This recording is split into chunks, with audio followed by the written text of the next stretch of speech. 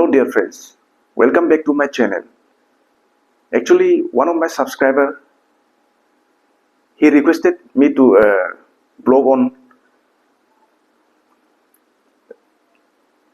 what documents required in any kind of cases. So आज का जो मेरा जो छोटा सा जो ब्लॉग है मैं आप सबको इस छोटी सी वीडियो पे आप सबको क्रिमिनल केस का जो स्टेज है उसे थोड़ा सा बताना चाहूँगा. बिफोर स्टार्ट माई ब्लॉग मेरा आप सबसे रिक्वेस्ट है, काइंडली आप सब मेरे चैनल के साथ जुड़े, मुझे सपोर्ट करें, मेरे चैनल को सब्सक्राइब करें, लाइक करें एंड शेयर करें, so that I will try to bring मतलब लॉ से जुड़े मैं जानकारी आप सबके सामने लेकर आने का कोशिश करता रहूँ. एंड आप सबको पता है मेरे चैनल का जो मेन ऑब्जेक्ट है एक लीगल मतलब एक छोटा सा लीगल अवेयरनेस आप सब तक पहुंचाने का. वैसे मैं प्रोफेशनल यूट्यूबर तो नहीं हूँ, but what ever my capacity मैं कोशिश करता हूँ आप सबको कानून से जुड़े जानकारी देने का. एंड आप सबका if any kind of confusion in relating to any case आप मुझसे जो कमेंट सेक्शन है वहाँ पे मुझसे सवाल जवाब कर सकता है. मैं कोशिश करूँगा आपके सवालों का जवाब देने का. एनीवेज आइए ब्लॉग को शुरू करते हैं. सबसे पहले क्रिमिनल केस में क्या होता है, कंप्लेन एंड एफआईआर. किसी भी एक्स वाई जेड के अगेंस्ट में कोई ए बी एफआईआर लॉन्च करता है. सो ग्रेविटी ऑफ ऑफेंस या एलिगेशन को देखकर जो एफआईआर में क्या कंटेंट है, on the basis of that जो लॉ एनफोर्समेंट एजेंसी है, पुलिस ऑफिसर है, वो एफआईआर को रजिस्टर करना नहीं करना इट्स अप टू देम. अगर एफआईआर को रजिस्टर करता है एंड उस एक्स वाई जेड को पुलिस जो है अरेस्ट करता है, उसके बाद आपका यहाँ से जो है शुरू होता है आफ्टर अरेस्टिंग द एक्यूज आपका बेल का प्रोविजन आ जाता है. अगर मतलब वो ग्रेविटी ऑफ ऑफेंस पे डिपेंड होता है. कुछ जो ऑफेंस है वो आप जो कंसर्न पुलिस स्टेशन है आप वहाँ से बेल मतलब लिया जा सकता है. अगर ऐसा कुछ नहीं है, बेल का कुछ मतलब प्रोविजन नहीं, आपका ऑफेंस मतलब बड़ा है या कुछ मतलब हाई प्रोफाइल कुछ मैटर है, सो उस बेल को आपको ऑनरेबल कोर्ट में बेल पिटीशन एक मूव करना होगा through your advocate. After this stage आपका आ जाता है इन्वेस्टिगेशन.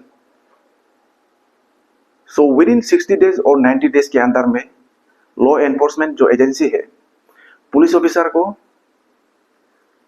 इन्वेस्टिगेशन करना होता है. एंड इन्वेस्टिगेशन को खत्म करके विद इन 60 डेज और 90 डेज मतलब ये अलग अलग डिफाइन किया गया है, बट मैं इस पे नहीं जाऊंगा.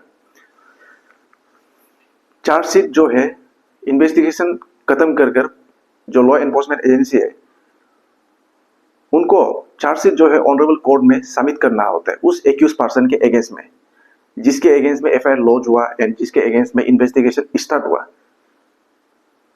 सो यहाँ पे हर केस के लिए एक आईओ अपॉइंट करता है इन्वेस्टिगेशन, जिसे हम कहते हैं इन्वेस्टिगेशन ऑफिसर.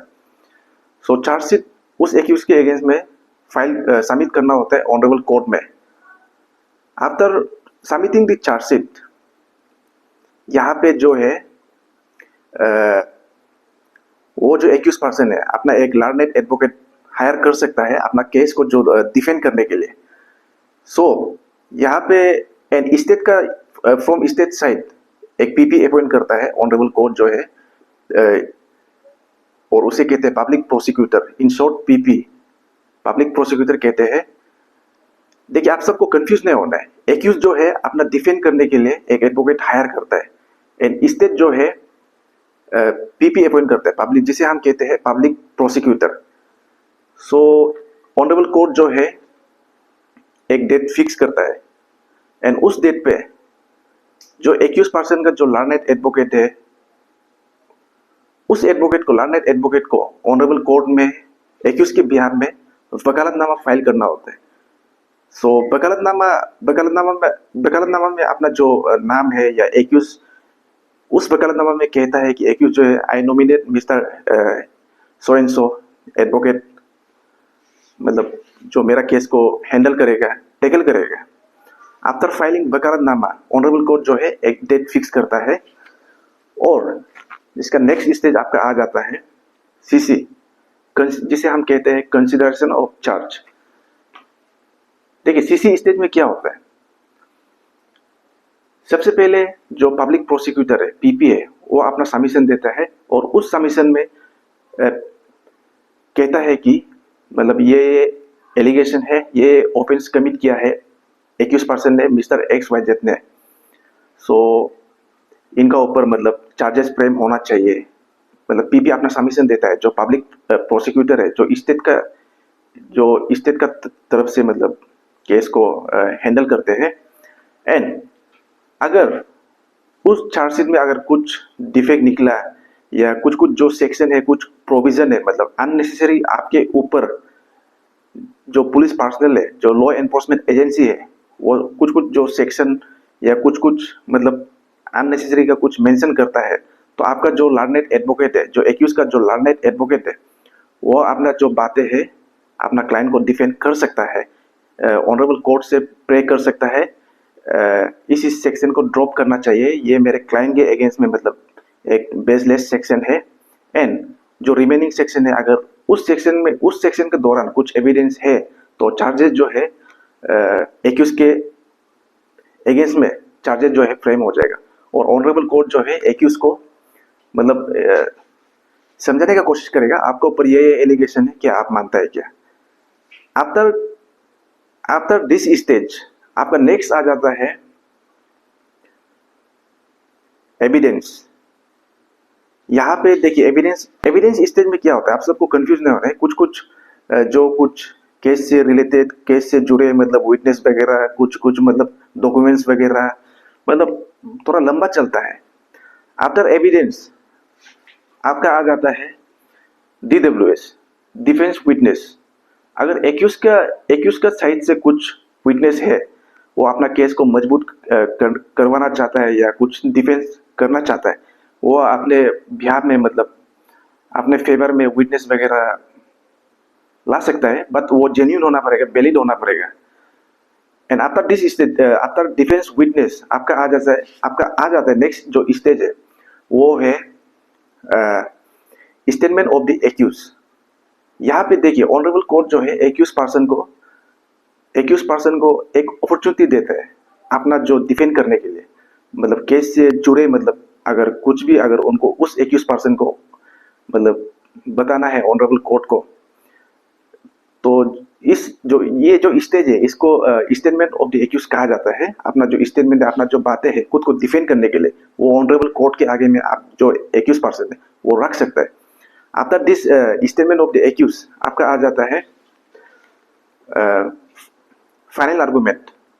फाइनल आर्गुमेंट में आपका जो एक्यूज का जो लर्नेड एडवोकेट है एंड वो जो पब्लिक प्रोसिक्यूटर है, वो अपना बातें रखता है एंड दोनों साइड से ऑनरेबल कोर्ट जो है सुनने के बाद जजमेंट के लिए कुछ दिनों का या कुछ मतलब डेट एक फिक्स करता है। तो लास्ट जो स्टेज है in criminal cases, last stage आपका आ जाता है जजमेंट। सो जजमेंट में आप सबको पता होगा एक्यूज जो है एक्यूज होगा या कन्विक्ट होगा। एक्यूज होता है तो अच्छा बात है, अगर कन्विक्ट होता है तो उनके पास जो हायर कोर्ट है, ऑनरेबल हाई कोर्ट में अपील में आप जा सकता है, प्रोविजन है। सो एनीवेज आशा करता हूँ इस छोटी सी ब्लॉग पे आप सबको समझ आया होगा क्रिमिनल केस का जो स्टेज है। एंड यहाँ पे क्रिमिनल केस में इतना मतलब आपको डॉक्यूमेंट्स वगैरह सबमिट करने का नहीं होता है। जैसे सपोज कुछ स्टेज में अगर एक्यूज एब्सेंट होता है due to some personal difficulties और due to some family issue, तो वो जो है अपना जो लर्नेड एडवोकेट है उनसे कंसल्ट करें एंड जो डिस्पेंस एप्लीकेशन आपको फाइल करना होता है ऑनरेबल कोर्ट में थ्रू योर एडवोकेट, तो वो आप फाइल कर सकता है। सो क्रिमिनल केसेस में इतना कुछ डॉक्यूमेंट्स रिक्वायर नहीं होता है, जो है मतलब जो पुलिस जो है चार्जशीट जो मतलब इसे आप फाइनल रिपोर्ट भी कह सकता है, चार्जशीट एंड फाइनल रिपोर्ट जो ऑनरेबल कोर्ट में सबमिट करता है, on the basis of that documents आपका जो क्रिमिनल केस है उनका जो ट्रायल है वो स्टार्ट होता है, वो प्रोसीड होता है। So what ever my capacity मैंने ट्राई किया। वीडियो अच्छा लगा हो तो काइंडली प्लीज सब्सक्राइब करें, शेयर करें एंड लाइक करें। एंड मेरा नेक्स्ट ब्लॉग का वेट करें। नेक्स्ट ब्लॉग में मैं सिविल केस के बारे में, सिविल केस का जो स्टेज है उसके बारे में थोड़ा सा बताने का कोशिश करूंगा। So thank you so